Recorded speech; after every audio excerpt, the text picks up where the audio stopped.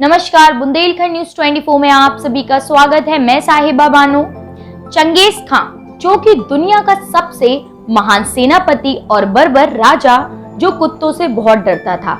जी हाँ, आपने Genghis Khan का नाम तो सुना होगा। चंगेज खान किसी प्राकृतिक आपदा जैसा था जिसके सामने इंसान कुछ नहीं कर सकता था। 1227 में आज ही के दिन उसकी मृत्यु हुई थी।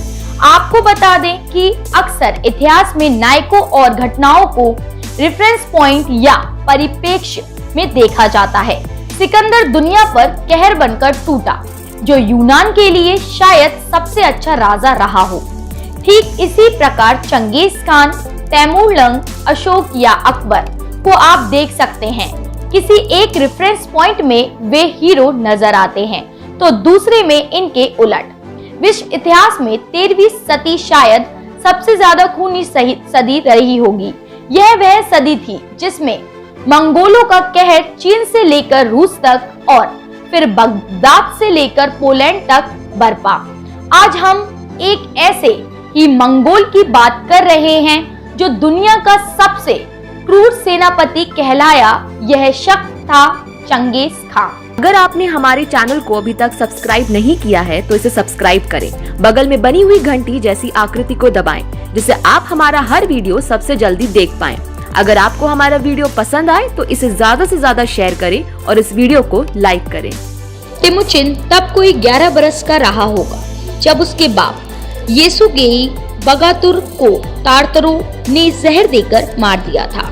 तिमुचिन जान गया था कि अगर अब उसे और उसकी मां को जिंदा रहना है तो बाकी की मंगोल खानाबदोश जातियों से गठजोड़ करने होंगे।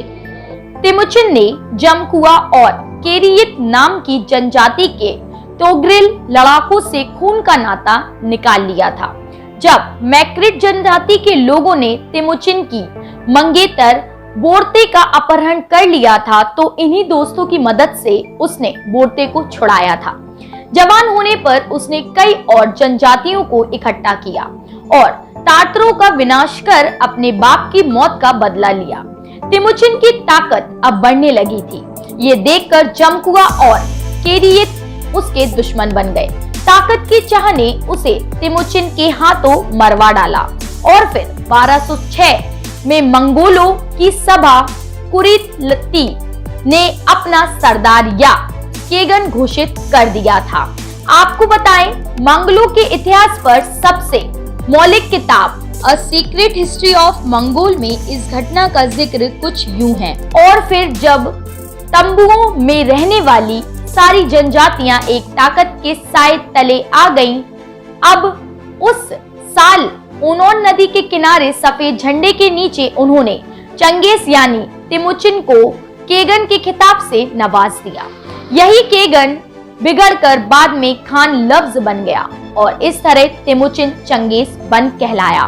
चंगेज के राजा बनने की उम्र को लेकर इतिहासकारों में कुछ मतभेद है। जवाहरलाल नेहरू उसे तब 51 वर्ष का मानते थे। माइक एवर्स उसे 40 का, ज्यादातर नेहरू के अनुमान के साथ ही थे। 51 की उम्र वह होती है जब आदमी जीवन में कुछ स्थिरता और शांति की इच्छा रखता है। यह उम्र सेनापति बनने की तो कतई नहीं हो सकती। सिकंदर तो 32 की उम्र में महान होकर इस दुनिया में विदा भी हो गया था। जब अकबर गद्दी नशी हुआ था तो वह महज 12 साल का था। बकुल नेहरू मंगोल खानाबदोश थे। उन्हें शहरी जीवन में नफरत थी। उनकी शानदार जीत के पीछे संख्या नहीं बल्कि अनुशासन और संगठन की काबिलियत थी और इन सब के ऊपर चंगेज खान का उनका सेनापति होना था। यकीनन वो दुनिया का सबसे महान सेनापति था। सिकंदर और जूलियस सीजर उनके आगे पानी भरते हैं। चंगेज के घोड़े पूरे एशिया और यूरोप के ज्यादातर भाग को रौंद रहे थे। सबसे पहले वह मंगोल के पूर्व में गया जहां उसने चीन के किन साम्राज्य को खत्म कर डाला। फिर उसने कोरिया जीत लिया। दक्षिण के सुंग साम्राज्य जिसने उसकी इस जंगों में मदद की थी वो भी उसने तहस नहस कर डाला। बाद में चंगेज खान ने तिब्बत के तंगुतों को भी हरा दिया। मंगोलिया के पश्चिम में उस वक्त काराखितई नाम का एक राज्य चंगेज खान के लिए मुश्किलें खड़ी कर रहा था, लिहाजा उसने पश्चिम का रुख कर लिया और यहीं से पश्चिम एशिया की तकदीर हमेशा के लिए बदल गई।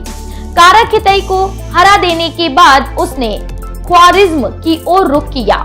पहल चंगेज ने अपने कुछ व्यापारी के भेष में अपने जासूस ख्वारिज्म के मोहम्मद शाह के दरबार में भेजे। ये सब सिल्क रूट के गए थे।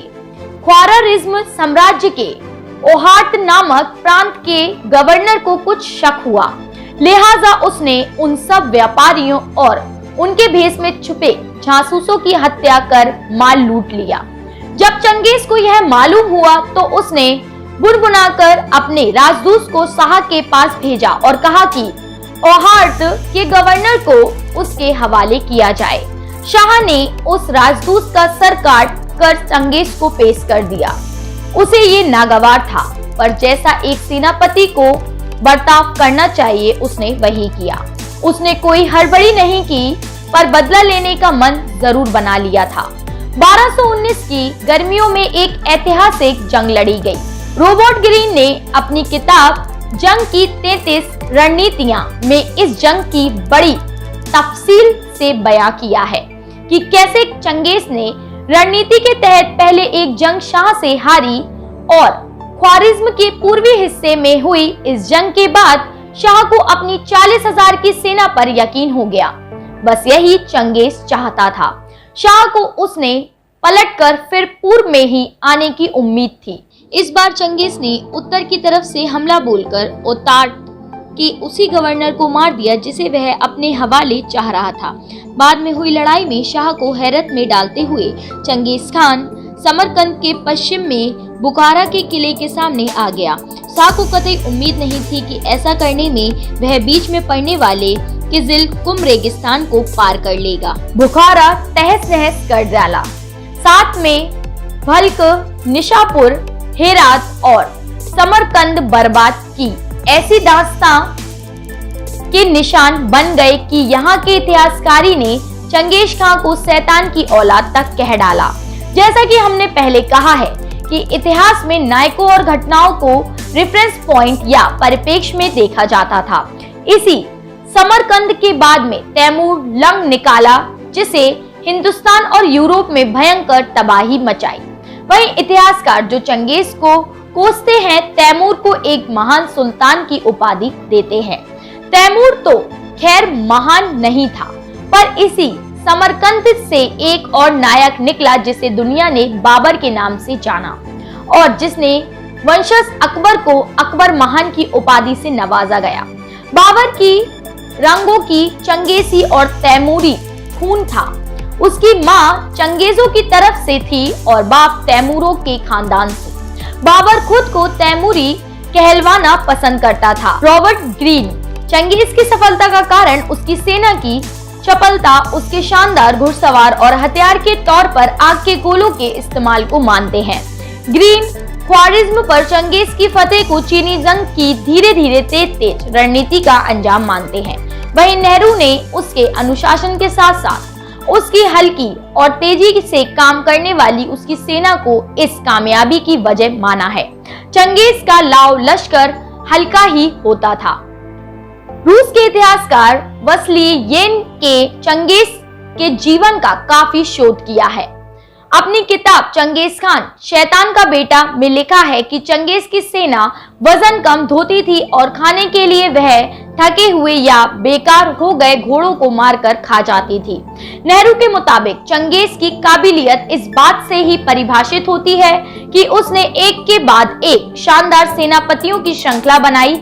इसमें चोची, जेवे और बाद में चंगेज के बेटे चगताई आदि का नाम प्रमुख है। माइक एडवर्ड्स के मुताबिक चंगेज खान किसी राज्य को जीतकर उसकी सेना को अपने में मिलाने का प्रयास करता था, जिससे उसके पास हमेशा ताजा सैनिकों की भरमार रहती थी। माइक के मुताबिक चंगेज की सेना का वर्गीकरण बेहद शानदार था। प्रत्येक औरवन में 10 जुन में 100 और तुमेन में 10,000 सैनिक होते थे। चंगेज खान जहां भी गया वहां उसने तबाही का ऐसा मंजर खड़ा किया कि बाद में राजा उसके खिलाफ सिर नहीं उठा सकते थे। वह खानाबदोश जिंदगी का रहनुमा था। उसे शहरों और उनकी जिंदगी से कोई लगाव ना था, इसलिए उसने शहर के शहर तबाह कर डाले।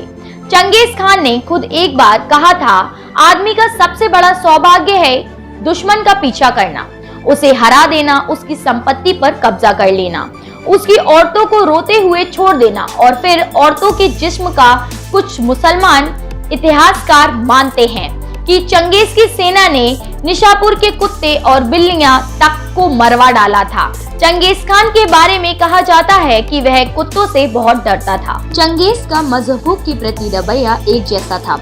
उसकी सेना में बौद्ध मुसलमान सब धर्मों को मानने वाले थे। उसने किसी एक मजहब को नहीं अपनाया। नेहरू लिखते हैं कि जब मंगोलों की ताकत बेहद बढ़ गई थी तो बेटी केन के पादरियों ने उसे ईसाई बनाने की कोशिश की। चंगेज नाम के पीछे खान का मतलब यह नहीं था कि वह मुसलमान था। चंगेज समीरिज्म धर्म का अनुयायी था। यह धर्म मंगोलिया, साइबेरिया आदि इलाकों में प्रचलित है। वसीली येन या कमलेश्वर जैसे महान साहित्यकार यही समझते आए हैं कि किसी एक खास मजहब की इंसानियत के प्रति दुश्मनी नहीं है और बर्बरता मजहबी नहीं बल्कि सियासी है। शायद यही कारण है कि मंगलोइया चंगेज खान को शैतान की औलाद नहीं बल्कि एक महान राजा मानते हैं। 1227 में आज ही के दिन चंगेज खान की मौत हुई थी। उसके आखिरी शब्द थे, मैं पूरी दुनिया फतेह करना चाहता था लेकिन एक उम्र इसके लिए बहुत कम है। उसकी इच्छा थी कि मरने के बाद उसे कहां दफनाया गया यह किसी को पता ना चले, इसलिए उसे दफनाए गए सारे सैनिकों को मार दिया गया था। आज भी चंगेज खान की कब्र ढूंढने की कोशिश जारी है। आपको हमारी यह खास रिपोर्ट कैसी लगी हमारे कमेंट बॉक्स में कमेंट करके हमें जरूर बताएं। आगे की तमाम खबरों को जानने के लिए सब्सक्राइब करें हमारा चैनल बुंदेलखंड न्यूज 24।